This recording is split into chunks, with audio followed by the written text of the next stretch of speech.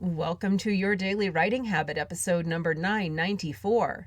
If you are writing a book or thinking about it, or maybe you've started writing your book but you need some help getting it done, you are in the right place. Happy Sunday, everyone. I'm your host, Christine Whitmarsh. If you're looking for me online, look for Christine Inc., like that stuff we write with. Each day, I'm sharing with you the writing habits I've learned over my 20 years as a ghostwriter, book coach, and author. I have found that three things in particular have a huge impact on your success as an author, and they even have the ability to turn a quote-unquote non-author into a published one. Those three things are writing fundamentals, productivity, and mindset habits. And once again, happy Sunday, everyone. As we do every Sunday here on the show, it is Sunday Story Time, where I grab a book off my bookshelf, whether it's one of my own books, a client book, or a book that has positively impacted me in some way. I read you an excerpt from that book, followed by some sort of learning question, so you can apply the information to your own work. Today, I have chosen one of my favorite writing fundamentals books ever. It is Stephen King's book, On Writing, a Memoir of the Craft. And although the excerpt I've chosen for today could more accurately be titled On Reading. If you want to be a writer, you must do two things above all others: read a lot and write a lot. There's no way around these two things that I'm aware of, no shortcut. I'm a slow reader, but I usually get through 70 or 80 books a year, mostly fiction. I don't read in order to study the craft. I read because I like to read. It's what I do at night, kicked back in my blue chair. Similarly, I don't read fiction to study the art of fiction, but simply because I like stories. Yet there is a learning process going on. Every book you pick up has its own lesson or lessons, and quite often the bad books have more to teach than the good ones. When I was in the 8th grade, I happened upon a paperback novel by Murray Leinster, a science fiction pulp writer who did most of his work during the 40s and 50s, when magazines like Amazing Stories paid a penny a word. I had read other books by Mr. Leinster, enough to know that the quality of his writing was uneven. This particular tale, which was about mining in the asteroid belt, was one of his less successful efforts. Only that's too kind. It was terrible, actually, a story populated by paper-thin characters and driven by outlandish plot developments. Worst of all, or so it seemed to me at the time, Leinster had fallen in love with the word zestful. Characters watched the approach of ore-bearing asteroids with zestful smiles.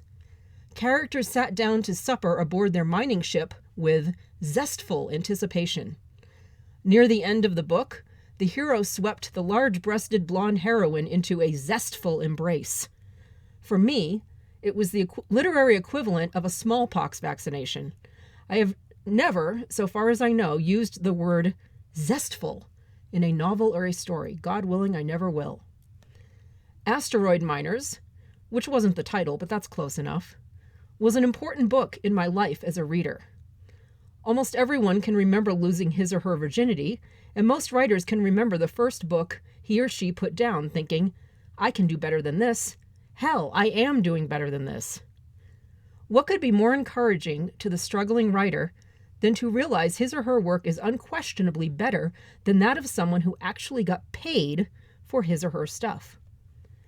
One learns most clearly what not to do by reading bad prose. One novel like Asteroid Miners or Valley of the Dolls, Flowers in the Attic, and The Bridges of Madison County, to name just a few, is worth a semester at a good writing school, even with the superstar guest lecturers thrown in. Good writing, on the other hand, teaches the learning writer about style, graceful narration, plot development, the creation of believable characters, and truth-telling. A novel like The Grapes of Wrath may fill a new writer with feelings of despair and good old-fashioned jealousy. I'll never be able to write anything that good, not if I live to be 1,000. But such feelings can also serve as a spur, goading the writer to work harder and aim higher.